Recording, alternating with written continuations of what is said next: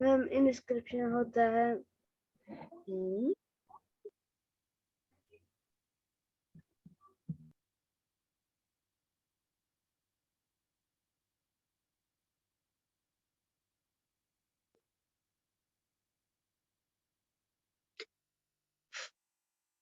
मैंने नहीं इंस्क्रिप्शन कभी मैं पढ़ा है, मैं शुरू से ही पढ़ा रही थी और 3 आ रहे हैं। यस मैम, मैं उनमें से ज्यादा क्या जरा सोफिया आप बोलो क्या है, जरा इसको समझाओ इंस्क्रिप्शंस क्या होते हैं।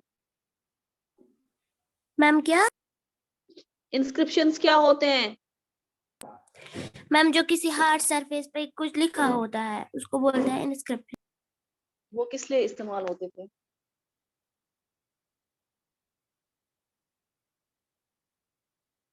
वो किस लिए इस्तेमाल होते हैं इंस्क्रिप्शन?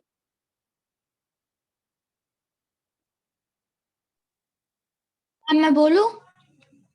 आपको ही तो बोल रही हूँ ना किस लिए इस्तेमाल होते हैं इंस्क्रिप्शन। ये कौन है? ये मलिया, आप जवाब क्यों नहीं दे रहे हो आज? Yes ma'am.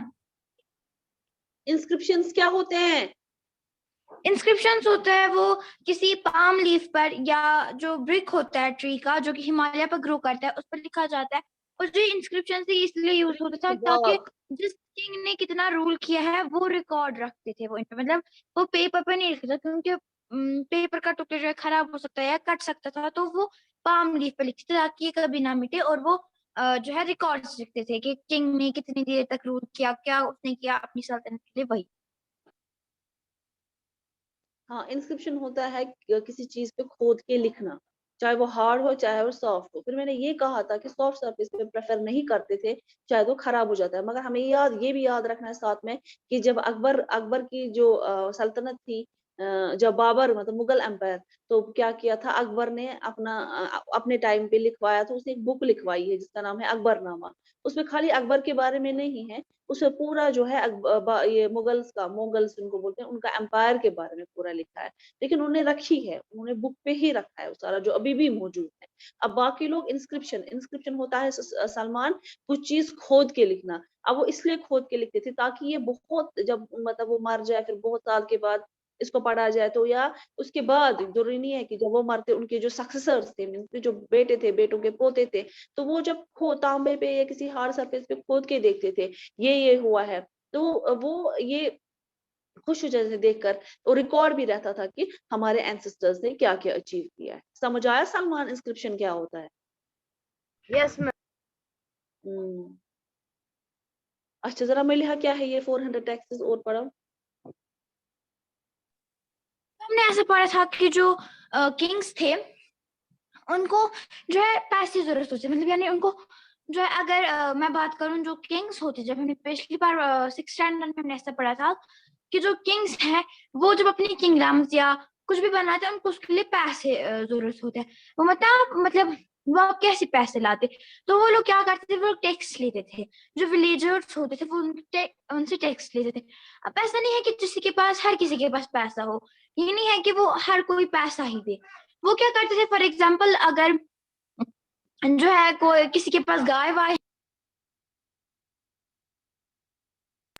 अगर किसी के पास गाय वाय होगी, फॉर एग्जाम्पल उसके पास 2 गाय है, तो एक गाय उसको किंग को देना था, उसका टैक्स वही हो जाता था। लेकिन हर किसी को टैक्स देना होता था, जिसके पास जो होता था उसका हाफ उसको किंग के पास देना था, उनका टैक्स हुआ था। अब हम देखेंगे कि ये 400 टैक्स क्या है। Collection of tax was very essential to run the empire. मैं आपको पहले बोला जो टैक्सेस है वो बहुत ही ज्यादा जरूरी थी एम्पायर के लिए।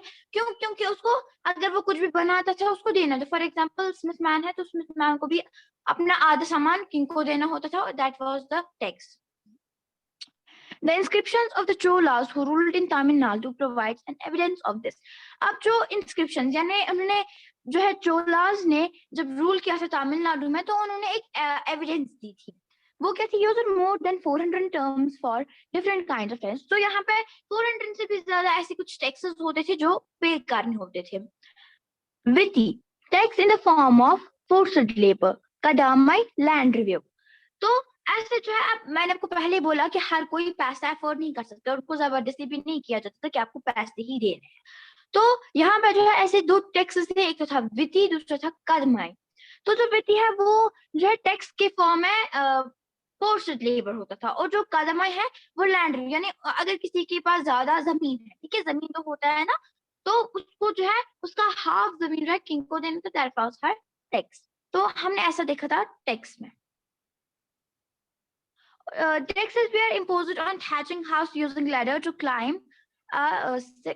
तो और जो है क्या होता था कि आप किसी के पास जमीन भी नहीं होगा, ठीक है, तो क्या होता है थैचिंग हाउस। थैचिंग हाउस का मतलब होता है एक हट जिसके ऊपर जो है छत घास फूस की बनी हो, उसको हम थैचिंग हाउस बोलते हैं। तो उनकी जो लैडर होती थी क्लाइम मतलब ऊपर पहुंचने के लिए उनको वो देनी पड़ती थी किंग को, वो उनका टैक्स होता था। तो ये हमने पढ़ा था 400 टैक्स।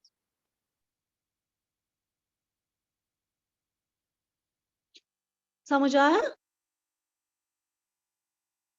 यस जो मैम। यहाँ पे हाँ, जो मैंने बेटी ये एस्मा भी खाली बोलते जाओ, आपकी क्लास में कोई रेस्पॉन्ड नहीं करता, हिस्ट्री क्लास में कोई भी नहीं। बेटी जो बोला था tax in the form force labour. Force labour क्या होता है? फोर्स होता है जबरदस्ती लेबर। मतलब जो लोग टैक्स नहीं दे पाते थे अपनी मर्जी से, या मतलब उनके पास पैसे नहीं होते थे, तो उनको क्या करना था? उनको हफ्ते में एक दिन आना पड़ता था, या तो महल आना पड़ता था, या तो वहां पे काम करना पड़ता था, या तो उनके खेत जो भी मतलब जो भी कोई चीज मतलब may be inside the kingdom और आउटसाइड द किंगडम, जो भी कोई चीज उन्हें भी उनको काम करना होगा वो करते थे। उसको बोलते हैं वेटी। कदमाई, कदमाई बोलते थे लैंड रेवेन्यू को। लैंड से जो रेवेन्यू होता है इनकम आना, पैसा, जितना भी इनकम उसको लैंड से आता था उसका आधा वादा नहीं होता था, वो डिपेंड करता था कि उसको किंग ने क्या कितना टैक्स फिक्स किया होता। मंथ में इतना इतना अमाउंट आपको देना है, या आपको वीकली इतना अमाउंट देना होता था, वो किंग डिसाइड करता था किसको कितना अमाउंट देना है। तो यहाँ पे लैंड रेवेन्यू वही है, ठीक है। रेवेन्यू होता है पैसा आना, ठीक है। उसके बाद जो है इसे जैसे मलिहा ने बिल्कुल कहा थैच्ड हाउसेस होते थे। अगर उनको क्या होता था कि छत पे चढ़ने के लिए सीढ़ियों की जरूरत पड़ती थी, या कहीं उस पे भी टैक्स लग जाता था, ठीक है। तो फैमिली प्रॉपर्टी पे टैक्स लगता था। जैसे मैंने आप लोगों को कहा कि अभी जो है अभी जितने भी महल बाकी हैं, अगर उनके जो है जो उनके वारिस जिंदा है, तो फिर भी उनको अब क्या है कि they are considered to be the government properties now, ठीक है। उसको क्लेम करने के लिए they have to fight for it, okay. उनको फाइट करना है ताकि वो उनके अंडर ही रहे, क्योंकि as per government act all the this what do you call palaces, ancient properties, they all belong to the government, ठीक है। समझ आया यहाँ तक? ये तो बीच में मैंने आपको बोला था बोलने के, जो हमारा चोलास का था यस वो आप मैम। अच्छे से हाँ सुनिए, वो चोलास का आप अच्छे से पढ़िए, और कल मैं आपको फिर से वो पूछूंगी, ठीक है। ओके, अल्लाह हाफिज।